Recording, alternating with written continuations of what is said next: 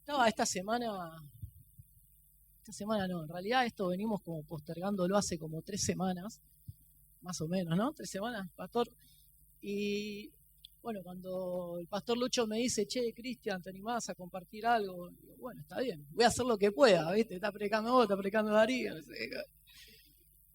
Entonces digo, bueno, Señor, a ver, dame una palabra para compartirles, pues no sé de qué hablarles. Entonces de repente me vino la revelación y digo, bueno, está bien, les voy a contar un chisme. Como sé que son todos muy espirituales, pero dije, no, un chisme es mucho. Entonces, bueno, les voy a contar una historia personal, algo que bueno, que por lo menos yo sé que acá a muchos les gusta saber de las cosas oscuras, ocultas de las vidas ajenas. Entonces, bueno, dije, vamos a arrancar por ahí. Entonces les voy a contar 3 historias, ¿sí? Y voy a empezar con la primera historia, que es una historia personal. Pero antes de empezar con esta historia, yo quiero resguardarme. Ahí Ari me va a ayudar por las dudas. Esto viene como yo soy un macho alfa. Antes de empezar, quiero resguardar mi integridad física. Bueno, la situación es la siguiente. Hace 16 años, María Laura estaba embarazada. Ya estábamos en el último día de embarazo por tener a Benja. María Laura flaquita, no subió mucho de peso. Todo lo que había subido era de panza. Subió creo que 17, 18 kilos, creo que eran de panza, porque tenía una panza de verdad que era bastante grande. Y llegó el último día, nosotros teníamos parto natural, digo nosotros porque yo también estuve embarazado, yo tuve todos los síntomas, tuve antojos, tuve, no sé, mal carácter, bueno, todo lo que dicen que tienen las embarazadas me pasó a mí. Así que bueno, yo soy como los perros, tuve embarazo psicológico. Así que bueno, último día, era la última fecha que teníamos porque si no... si Benja no nacía ese día, el otro día nosotros teníamos que ir a cesárea. Y yo me lo creo encima, ¿viste? Íbamos a ir a cesárea. Y María Laura, yo estábamos en casa, y para mí, no, quedémonos en casa. Yo no voy a andar saliendo el último día, puede pasar cualquier cosa. No sé, era como que a mí se me cruzaban un montón de variables en la cabeza. ¿Y qué se le ocurre a ella? Vamos al shopping, me dice.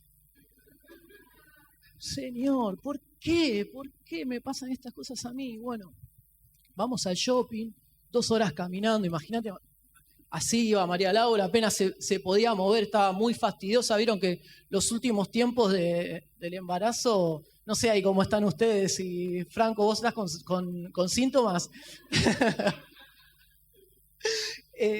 Pero bueno, el hecho que estuvimos 2 horas caminando, fuimos, tomamos un cafecito ahí en el shopping, vivíamos en Buenos Aires en aquel momento, y volvemos a casa a las 2 horas, y creo que eran 11 de la noche, yo creo que estaba mirando tele, María Laura se puso a lavar plato, no sé qué estaba haciendo, ¿viste? No podía estar quieta ella. Yo digo, quédate sentada un poco, y de repente rompe bolsa. Me dice, uy, rompí bolsa. Ay, señor. Bueno, y yo, padre primerizo, yo tenía internamente, no es, yo sabía que no era así, pero internamente, ¿qué concepto tenemos nosotros de los partos, no? Patrullero, coche atrás del patrullero,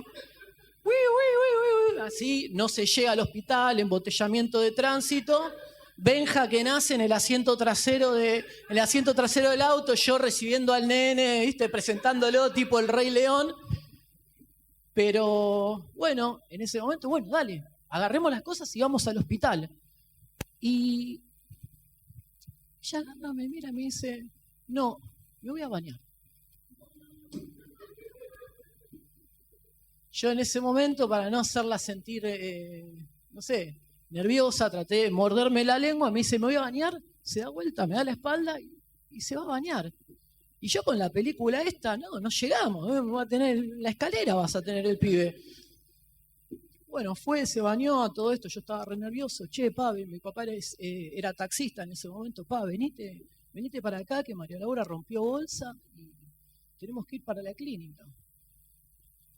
Bueno, el tema es que viene mi papá,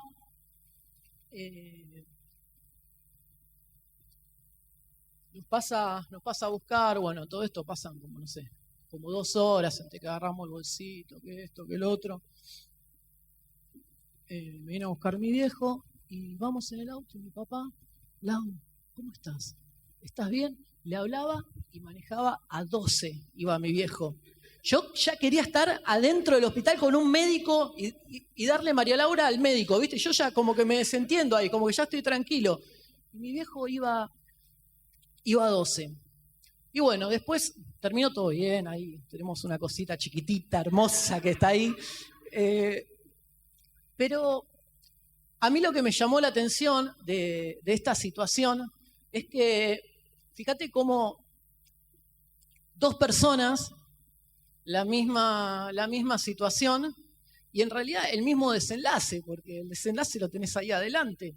Pero cómo 2 personas pueden asimilar de diferentes maneras una misma situación. Esto no fue un problema, pero fue una situación. Entonces, lo que yo estaba pensando, digo, bueno, pero pará, ¿cómo es que yo me lo tomé de una manera y María Laura se lo tomó de otra manera? Entonces, mi primera hipótesis fue que María Laura de chiquita no vio la suficiente cantidad de películas con este contenido cultural que vi yo. Entonces digo, bueno, ahí debe haber como un tema, es probable, o me casé con una psicópata, puede ser también, pero después dije, no es eso, en realidad es cuando fuimos a las charlas de preparto, ella escuchó al médico y asimiló lo que el médico estaba diciendo. Y yo, no sé, ¿vieron los Simpsons, el capítulo ese que le hablan a Homero y Homero está con el monito y los platitos? Bueno, es muy probable que haya pasado eso, o no sé, o en el momento de desesperación no fui capaz de procesar toda esa información que yo había recibido, y ella también, pero ella sí la había puesto en práctica. Ella sabía que rompía bolsa y hasta que nazca Benja iban a pasar horas, y que estaba el tema de la dilatación, las contracciones. Bueno, no quiero hablar de eso porque está Pau acá y me va a decir, Cristian, estás diciendo una burrada. No. Pero bueno, el hecho es que hay todo como un proceso que se empieza a desenvolver después de que se rompe bolsa, que bueno, que yo en ese momento no lo pude como asimilar para la situación que estábamos viviendo. Entonces, yo creo que la llave en esta historia es que ella tenía la palabra del médico, pero también la pudo poner en práctica, ¿no? Y cuando yo escucho hablar sobre médicos, no puedo evitar acordarme de Jesús cuando estaba sentado en la mesa y venían los judíos y lo acusaban a Jesús y le decían, che, pero ¿cómo es que vos estás sentado en la mesa comiendo con pecadores y con publicanos? Publicanos eran los que cobraban los impuestos, y además de cobrar los impuestos era como que venían, te cobraban los impuestos y se quedaban con un poquito más, con una cometa para ellos, y había peores y más peores. Entonces decían, pero Jesús, vos estás con estos y son todos pecadores, son todas malas personas, son gente que no merecen esto que vos estés con ellos. Y Jesús le dice, pero ¿no son los enfermos los que tienen necesidad de médico? ¿No? Y yo no sé si a ustedes alguna vez les pasó de sentirse tan impuros o tan indignos, de decir, no, yo no soy merecedor de estar cerca de Dios, estar cerca de Jesús, porque soy una mala persona, o estoy sucio, o no me siento digno, y es totalmente lo contrario a lo que Jesús piensa de nosotros, porque Jesús dice, bueno, si estás mal, anda al médico. anda al médico. Y yo soy el médico de tu corazón, yo soy el médico que puede sanar tus heridas, puede sanar todos esos recuerdos que tenés, que tanto mal te hicieron, todas esas situaciones que tal vez pasaste y que te han lastimado tanto. Bueno, yo soy el médico. Si estás mal, bueno, el mejor lugar que podés estar es en el hospital, con Jesús, que es el que puede sanar todas tus heridas. Bueno, esta es la primera historia que yo tenía para contarles. Y después se me vino a la cabeza la historia, la segunda historia, que es la historia de un centurión que tenía un siervo del cual era muy, muy amigo, que estaba muy enfermo. Y la Biblia habla de este centurión como una persona muy, muy temerosa de Dios. Y cuando Jesús pasaba por Capernaum, este centurión lo manda a llamar a Jesús y le dice: Jesús, por favor, venía, saná a mi siervo que está muy enfermo y no quiero perderlo. Y Jesús dice: bueno, está bien, voy a ir a tu casa y lo voy a sanar. Y lo que a mí me llama mucho la atención de esta historia, que creo que después, bueno, el pastor Lucho me corregirá, pero yo no sé si se dio otra situación en la Biblia en que digamos, de que alguien de alguna manera le dé un mensaje a Jesús. No es que le está predicando a Jesús, pero como que ya le trae la revelación entera. Y dice: no, Jesús, pará. No vengas a mi casa. Si vos sos Dios, solamente di la palabra, soltá la palabra y mi siervo va a ser sano. Digamos, el centurión le dice: yo soy centurión. Un centurión era un soldado romano, un oficial romano que tenía a cargo aproximadamente 100 soldados. Es una persona que,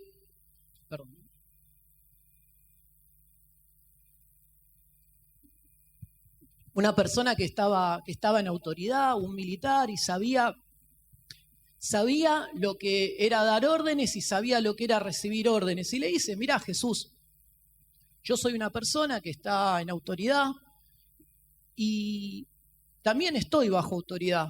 Y yo le digo a un soldado: ve, y el soldado va. Y le digo a otro soldado: ven, y el soldado viene. Todo lo que yo digo, ellos hacen, porque mi palabra tiene autoridad. Y vos, que sos Jesús, el Hijo de Dios, que tu palabra tiene autoridad, solamente con que digas la palabra, mi siervo va a ser sano. Entonces, Jesús dice: ¡wow! Ni en Jerusalén había encontrado tanta fe. Entonces, Jesús le dice: tenés razón, no voy a ir, que seas sano. Y soltó la palabra y el criado del centurión fue sano. Y con esto lo que nosotros podemos tomar es que una palabra de Dios tiene el poder de desenvolver un milagro para tu vida. Porque muchas veces vamos buscando el milagro y está bueno eso: Señor, quiero un milagro, pero si vos tenés la palabra va a hacer que vos estés firme en la roca. Dice que vos podés construir, Jesús habló en una parábola, dice: podés construir una casa sobre la arena y podés construir una casa sobre la roca. La roca es mi palabra.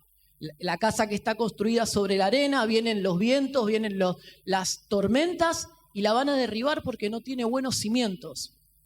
Pero la casa que está construida sobre la roca, sobre la palabra, van a venir tempestades, van a venir tormentas, pero la casa va a quedar firme. ¿Por qué? Porque es la palabra. Entonces, si yo tengo la palabra de Dios, van a venir situaciones adversas, porque van a venir, porque pasan cosas. Pero yo voy a poder estar agarrado a una palabra y voy a poder salir adelante. Y el milagro va a venir. Pero ¿para qué me sirve tener la palabra? Porque mientras el milagro no llega, Yo estoy agarrado a esa palabra creyendo de que Dios lo va a hacer, creyendo de que Dios va a cumplir aquello de lo que habló para mi vida. Y hay un momento cuando Jesús resucita, que está en el Evangelio de Mateo, capítulo 16, Jesús resucitado antes de ser llevado al cielo, dice: en mi nombre echarán fuera demonios, hablarán nuevas lenguas, tomarán en la mano serpiente y aunque bebiesen cosa mortífera, no les hará daño. Pondrán las manos en los enfermos y estos sanarán.